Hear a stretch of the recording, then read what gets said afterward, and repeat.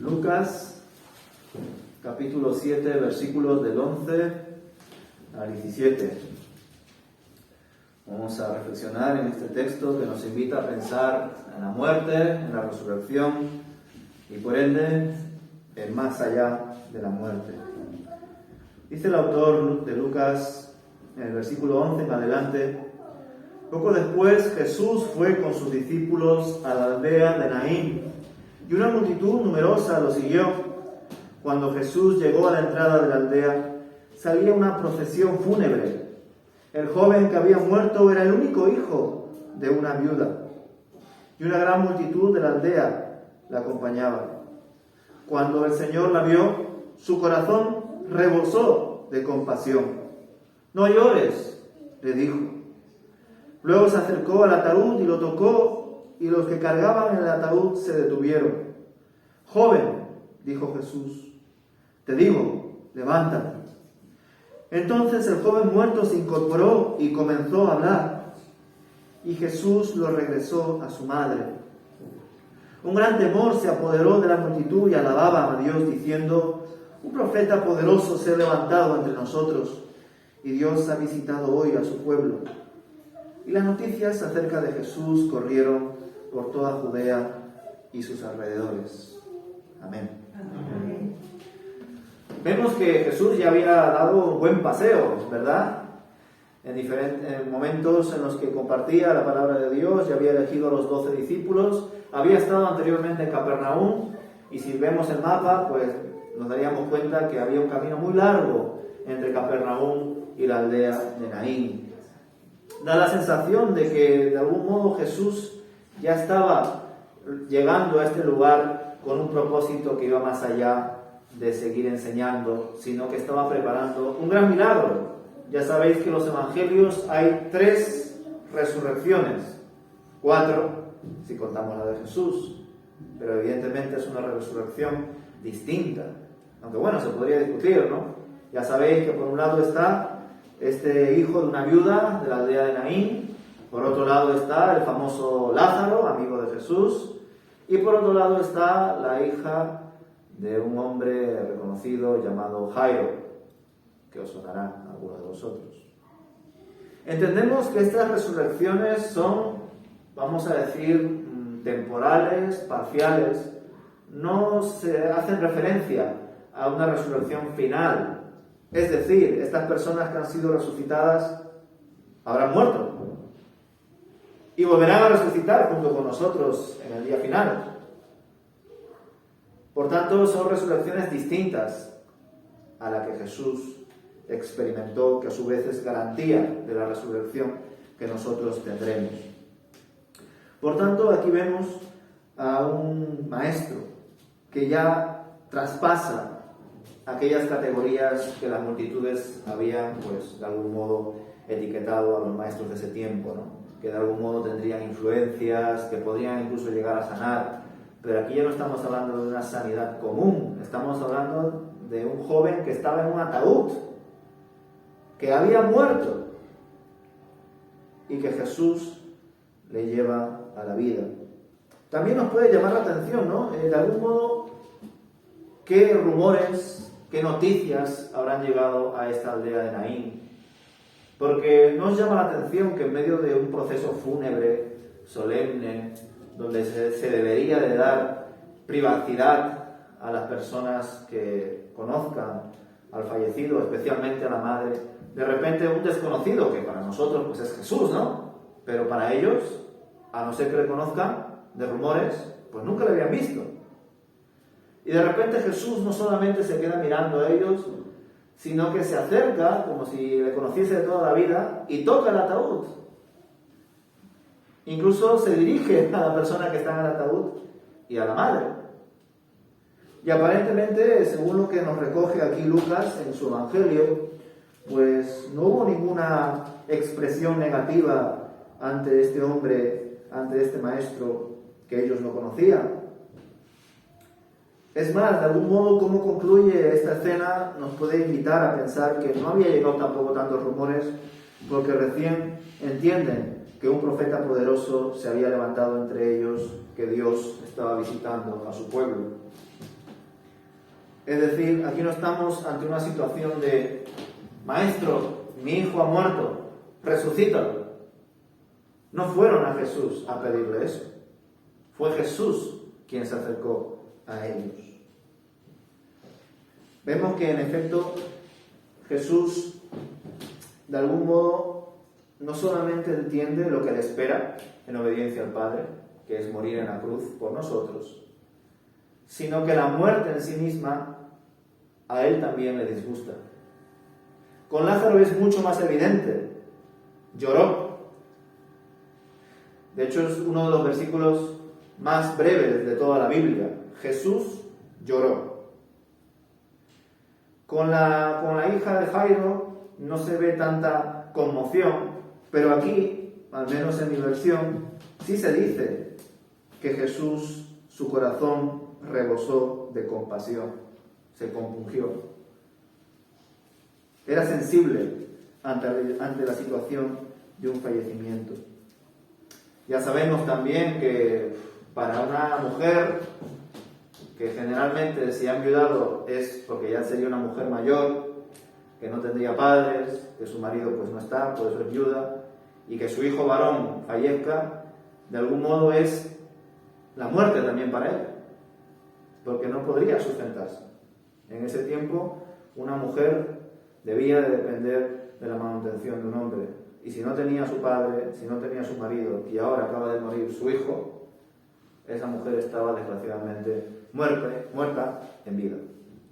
No tenía recursos. Así que de algún modo Jesús se habrá conmovido por ese joven que falleció, por esa mujer que estaba llorando por su hijo. Y vemos que habla al joven como si estuviese vivo, ¿verdad? Y el joven se levanta. Desde el principio, desde Génesis capítulo 1, vemos que cuando Dios habla, lo que Él dice se materializa en realidad. Si Jesús dijo, hágase la luz, y la luz se hizo. Es interesante ver cómo se produce la palabra viva, ¿no? De algún modo, desde el principio de la Biblia, se está hablando de Jesús, aunque no lo sepamos.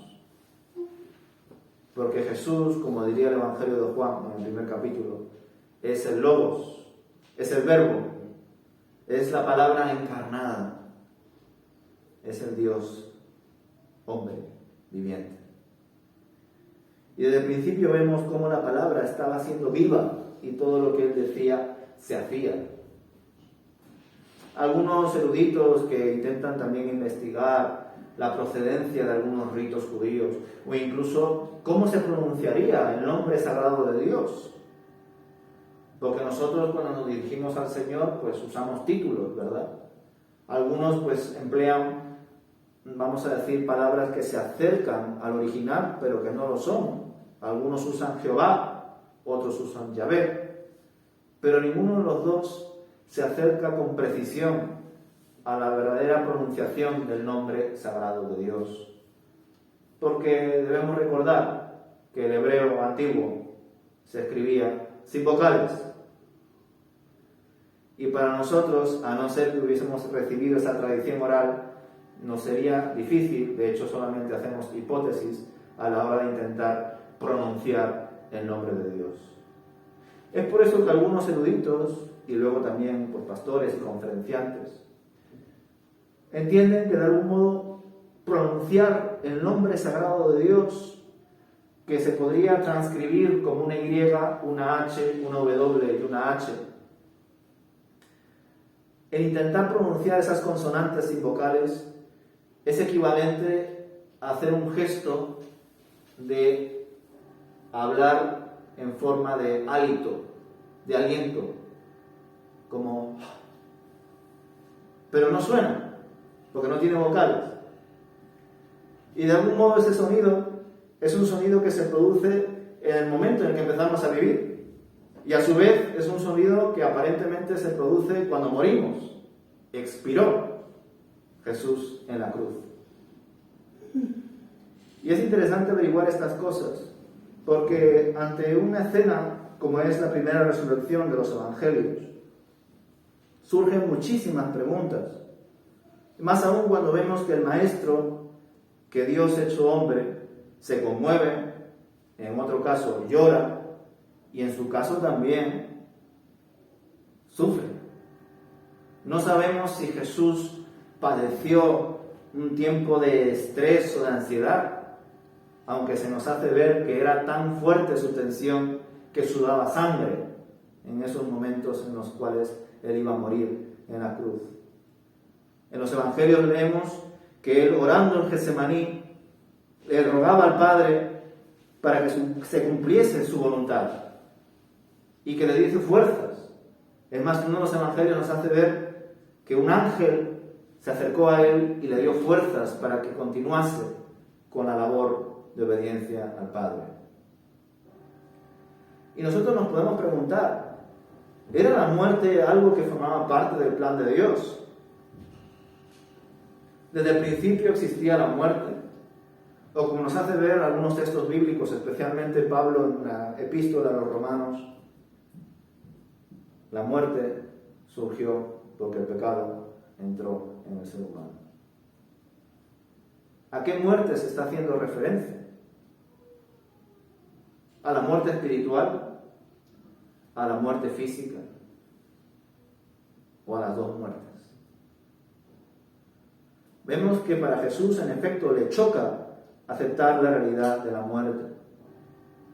Al igual que para nosotros, aún siendo creyentes, aún sabiendo que nuestros familiares, aún sin confesar su fe abiertamente, no sabemos si en el último instante de su vida han aceptado al Señor en su corazón. No lo podemos juzgar. Solo Dios sabe eso. Pero teniendo, por ejemplo, familiares y amistades que sí sabemos que son cristianas desde hace tiempo y que fallecen por diferentes circunstancias, entendemos que esa persona va a la presencia de Dios. Y nosotros, como cristianos que estamos aprendiendo de la palabra de Dios, nos debemos hacer preguntas. Y una de ellas, como he dicho al principio, es: ¿estuvo en el diseño inicial de Dios la muerte? ¿O fue la muerte el resultado del pecado? Es una pregunta muy interesante porque no debemos ignorar la historia ni tampoco la ciencia. Génesis nos plantea de manera muy rápida cómo en 7 días, en 6, fueron creadas todas las cosas. Al 7º día Dios descansó. Y nosotros entendemos que aunque haya dado ese margen de un día hizo esto, un día hizo aquello, por diferentes pruebas podríamos entender que en efecto eso era algo alegórico, aunque por supuesto hay cristianos que entienden que es literal. Son opciones. Pero también por diferentes investigaciones sabemos que en medio de tantas, artículos y puntos de vista acerca de los seres vivos, su reproducción, su relación, se comprueba cómo incluso en medio de toda esa creatividad, ¿no?, de todo ese desarrollo, incluso, aunque suene paradójico, en algunas especies es necesaria la muerte para la reproducción y para la continuidad de la vida. Por supuesto, la historia de la humanidad se ve de muchas formas, pero desde el punto de vista bíblico se ve en 4 fases: la creación, la caída, la redención y la consumación. La creación es muy breve, 1er y 2 capítulo de Génesis. La caída continúa, el siguiente capítulo en Génesis. La redención, a partir de la caída hasta el último día, donde sería la consumación, que es cuando todos resucitaremos, que es cuando el Señor vendrá, que será cuando el tiempo habrá acabado y estaremos con el Señor para siempre, los que somos de Dios. Y claro, nos podemos preguntar, hay muchos puntos que se comparten en Génesis. Por ejemplo, antes incluso de la caída, Dios les había comisionado diferentes órdenes, diferentes aspectos que debían cuidar. Entre ellos eran una sola carne, entre ellos se debían de cuidar el uno al otro, el hombre a la mujer al hombre, pero también debían fructificar y multiplicarse. Imaginaos que en ese tiempo el ser humano no hubiese muerto, ni los animales tampoco, ni las plantas tampoco. Si se fructifican, ¿qué pasaría? Sería una destrucción. Así es, sobrepoblación. Sí. Se acabarían los recursos. Aparte de que, como he dicho, según diferentes estudios, hay muchas plantas y hay muchos animales que para seguir multiplicándose y seguir reproduciéndose necesitan morir. ¿Pero es acaso la muerte física un problema? ¿Es acaso algo que a Dios se le estaba escapando? ¿O Dios ya tenía pensado otras formas, en este caso para nosotros que somos hechos a su imagen, para continuar viviendo delante de Él? De hecho, tenemos la huella de Dios en nosotros. Y si Dios, que nos ha creado a su imagen, es eterno, nosotros vivimos en esa eternidad. Aunque nuestro cuerpo se pueda corromper. Pero existen otros cuerpos que algunos llaman cuerpos celestiales, por ejemplo. O santificados, o glorificados. Por tanto, podríamos pensar que lo que se rompió con el pecado y lo que se produjo con él no fue tanto una muerte física, sino probablemente una muerte espiritual, una separación entre Dios y el hombre. Y es precisamente eso lo que seguramente a Jesús le conmovía, más allá, por supuesto, de la aflicción de esta mujer, de la aflicción de los familiares de Lázaro o de Jairo. Pero también, como creyentes que incidimos en la resurrección como una doctrina principal en nuestra confesión de fe, nos podemos preguntar, ¿verdad? ¿A dónde vamos cuando morimos? ¿Qué sucede cuando fallecemos? De algún modo se dice, ¿no?, en nuestra jerga evangélica, pues como he dicho antes, que cuando fallecemos y somos creyentes, vamos a la presencia de Dios. Pero cuando leemos las Escrituras y nos planteamos, a ver, el Señor nos está enseñando a través de las cartas de Pablo, incluso el mismo Jesús, que habrá un día del juicio, habrá un día de la resurrección, y que ese día será el último día. Ahí habrá acabado todo. Entonces, ¿qué pasa con aquellos que ya han fallecido? Entonces, algunos hablan de una teoría que se llama la dormición del alma. Que aquellos que han muerto en el Señor están dormidos esperando hasta ese tiempo. Y es un tema muy interesante. Pero Jesús, cuando enseña a sus discípulos, les dice: Dios no es un Dios de muertos, sino un Dios de vivos. Abraham, Isaac y Jacob, que llevaban siglos muertos, existen en Dios. De todos modos, perdón, sí, cuando muere un pastor o alguien así, que queda, dice, y ya ha dormido, ha partido con el Señor y ha dormido. Siempre usan la palabra ha dormido, no dicen ha muerto. De hecho, en la tercera resurrección, que es la de la hija de Jairo, dice a la multitud: no, tranquilos, está dormida. Es una expresión que, vamos, suena lógica, porque cuando tú ves a una persona muerta, pues parece como que si estuviese dormido, ¿no? Pero si entendemos que Dios no es un Dios de muertos, sino de vivos, podríamos incluso añadir y decir, tampoco es un Dios de dormidos. ¿Estamos dormidos o estamos también presentes en el Señor? Y los propios evangelios hasta incluso nos invitan a pensar en ello, por ejemplo, como el acontecimiento de la transfiguración de Jesús. Cuando ese grupo reducido de los 12, ¿verdad?, Pedro, Santiago y Juan suben con él al monte, y de repente Jesús empieza a mostrar una parte de él que los discípulos no conocían. Un Cristo glorificado cuando todavía no había sido crucificado. Y no solamente eso, sino que aparecen dos hombres, conscientes ellos mismos, que lo reconocen los testigos como Moisés y Elías, que ven a Jesús y reconocen a Jesús como quien es.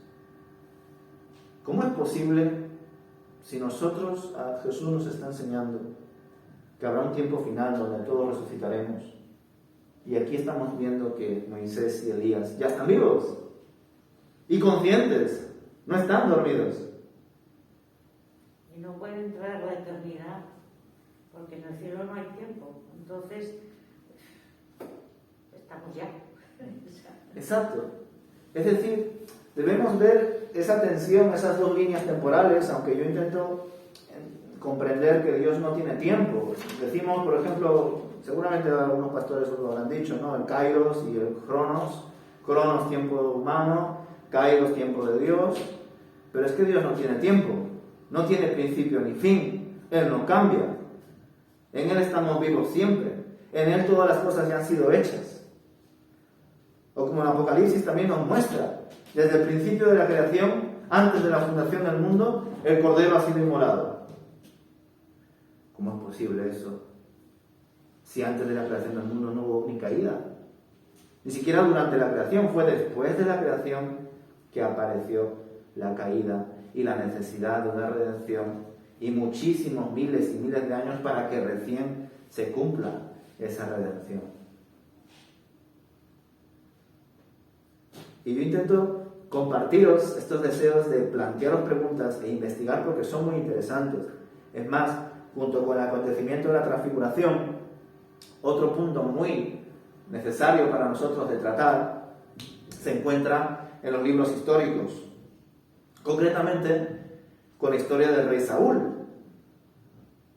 El rey Saúl tenía de buen consejero a Samuel, pero no lo escuchaba. Samuel, debido a que ya estaba avanzado en edad, falleció. Y cuando Saúl se vio rodeado de enemigos, el pueblo de Israel ya tampoco le quería. Estaba apareciendo una persona, que ya sabemos que es David, que le iba a suplantar, y Saúl, en medio de esa desesperación, que no había escuchado a Samuel en vida, quería escucharle a Samuel muerto. Y leemos en ese libro histórico que Saúl va a Endor, donde hay una bruja, que se llama la bruja de Endor, o adivina de Endor, dependiendo de vuestra versión, e invoca supuestamente el espíritu de Samuel para escuchar un consejo de él. Él mismo rompe su ley como rey porque había prohibido meternos en estas áreas del ocultismo.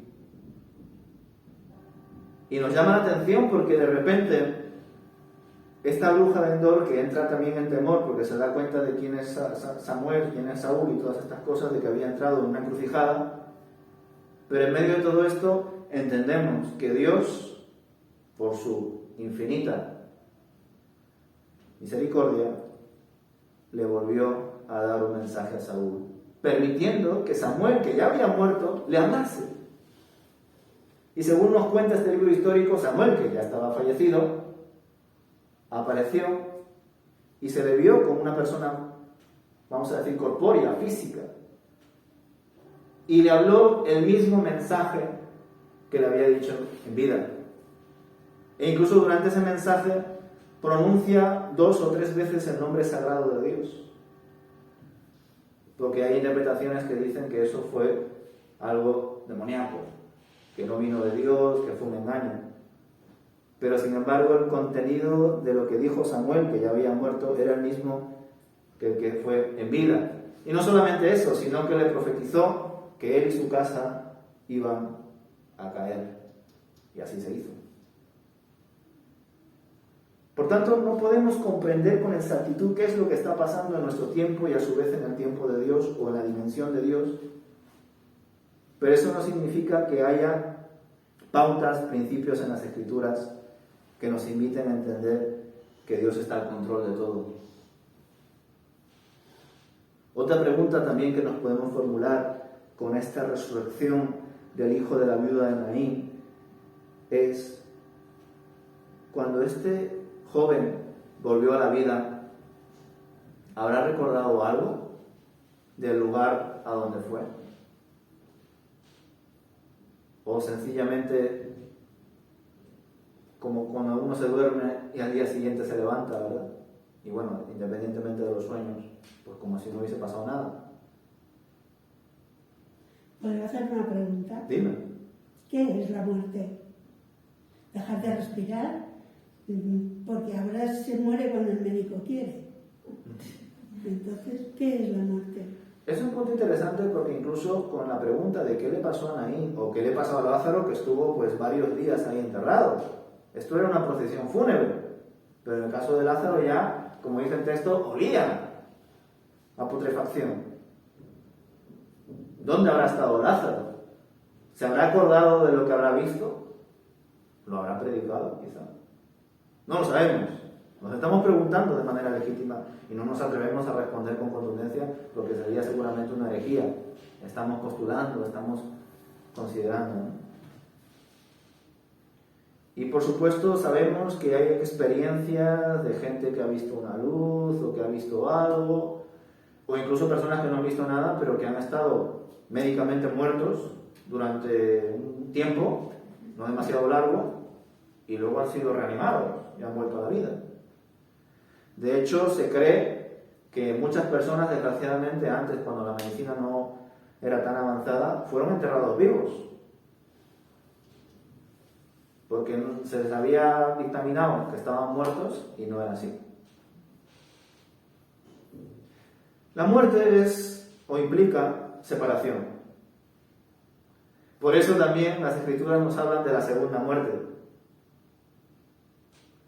¿Y cómo es posible, no? Si entendemos la muerte como la nada, o dejar de respirar, o dejar de ser consciente, o todo negro, la no existencia, ¿cómo es posible que podamos morir dos veces? Pues entendiendo que la muerte primera es la separación de nosotros, de este cuerpo, que del polvo vino y al polvo irá. Pero nuestro espíritu, que nos lo ha dado Dios, de Él es y a Él irá. Y la segunda muerte es aquellos que desgraciadamente no han creído en Dios, no han sido redimidos por Él y por tanto estarán separados de Él para siempre. O, como algunos creen, dejarán de existir, serán aniquilados. No habrá más conciencia, por decir así. Algo que me llama la atención, pero es una teoría. Pero más allá de todo eso vemos, por tanto, que Jesús, más allá de diferentes circunstancias, diferentes problemas, de algún modo quizá está predicando o enseñando con algo físico, ilustrativo, visual, lo que Él va a hacer. Jesús ya nos está mostrando que la muerte no le va a vencer a Él, que Él está por encima de la muerte, que Él se compadece, que es sensible, que es un Dios de amor, que entiende el dolor, y lo sabremos más adelante aún, porque experimenta ese dolor en sus carnes, aún sabiendo que como Dios que es, lo puede entender sin necesidad de participar de ello. Por supuesto, aquellos que veían estas cosas no entenderían nada. Quizás seguramente en ese tiempo existirían artimañas para hacer pensar que alguien ha resucitado. De hecho, hay una película cristiana que, si mal no recuerdo, se llama El Centurión, que es muy interesante la película porque trata como más adelante, ya cuando resucita Jesús, pues existe la teoría, ¿no?, de que los propios seguidores de Jesús, aprovechando que su maestro estaba predicando todo el rato que iba a resucitar al tercer día, robaron su cuerpo para fingir que sí se había cumplido su palabra y así fundaron una nueva religión. Esta teoría existe más allá de la película, por supuesto. Y la película fue muy interesante porque intentaron convencer a diferentes personas de que la resurrección de Lázaro, que ha sido la más notoria, fue una mentira. Una mentira. Que le habían puesto un medicamento para que estuviese casi como muerto, con unas pulsaciones muy, pero que muy bajas, y que le hayan metido pues en el lugar donde estaría, en el local donde hubiesen pues alquilado o comprado el terreno, y que luego pues Jesús simplemente fingiría: Lázaro, levántate, y se levanta Lázaro. Pero no porque haya muerto, sino porque han fingido su muerte. Por supuesto, han existido muchas teorías para desmentir que Jesús ha vencido a la muerte. Porque, por supuesto, es uno de los elementos principales de nuestra fe. De hecho, Pablo dice, si Jesús no ha resucitado, vana es nuestra fe. Para nada sirve nuestra fe. Jesús sería un filósofo, un maestro, que en efecto nos enseña muchos valores morales que podríamos tener en cuenta para practicar en nuestra vida y ser justos, buenos. Pero ya está, la vida se acaba ahí. No hay más esperanza. No hay esa promesa de no habrá más llanto, no habrá más dolor ni lágrimas, porque todas esas cosas pasaron, como nos enseña Apocalipsis. No hay esa esperanza. Tampoco habría el cumplimiento de las bienaventuranzas. Bienaventurados aquellos pobres, porque heredaréis el reino de Dios. Bienaventurados los hambrientos, porque seréis saciados. Bienaventurados los que lloráis, porque reiréis. No tendría ningún sentido.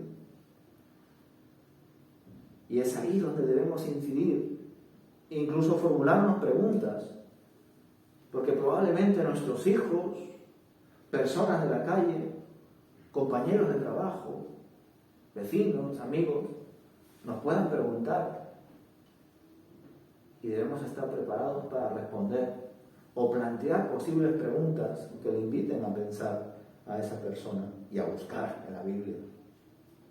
Pero para ello debemos buscarlo nosotros primero. Para ello nos debemos preguntar nosotros primero. Y como dijo un profesor, de algún modo son precisamente estos lugares de estudio de la iglesia donde debemos compartir nuestras dudas. Si entendemos, ¿no?, la vida como una guerra espiritual y la puerta que está ahí hacia afuera es el campo misionero, esto es el campamento militar. Aquí nos debemos preparar, fortalecer. Aquí pueden haber herejías, siempre y cuando las compartamos y nos escuchemos los unos a los otros. Pero no podemos compartir herejías afuera. Afuera debemos compartirlo bien claro, bien conciso, y en el lenguaje que ellos tengan. Y es por eso que debemos entonces, ¿no?, trabajar en estas cosas y, por supuesto, maravillarnos de cómo Jesús resucita a este joven, pero verlo desde la perspectiva de Génesis, de cómo fue la creación, de cómo se generó la muerte, la separación de Dios con la caída, de cómo Jesús estaría haciendo un guiño a lo que Él mismo vencería en su propia carne, venciendo a la muerte al tercer día, en cómo Él de algún modo está compadeciéndose de aquellos que son despreciados por la sociedad, como es un joven y como es sobre todo una viuda. Qué bueno que tengamos un Dios que no solamente se compadezca, sino que conozca las situaciones en las que vivimos, que verdaderamente le preocupa lo que estamos pasando cada uno de nosotros. Y lo bueno además es que no solamente pues ha hecho en el pasado todas estas cosas, sino que las sigue haciendo. Dios sigue intercediendo al Padre por nosotros constantemente, porque está a su diestra. Jesucristo, el que resucitó, el que ascendió, sigue siendo hombre allá donde está. Ha mantenido también sus heridas, pero a su vez con ese cuerpo podía aparecer y desaparecer y atravesar paredes. ¡Qué misterio!, ¿verdad? Debemos confiar en que lo que Dios ha hecho en nosotros también lo hace. Amén.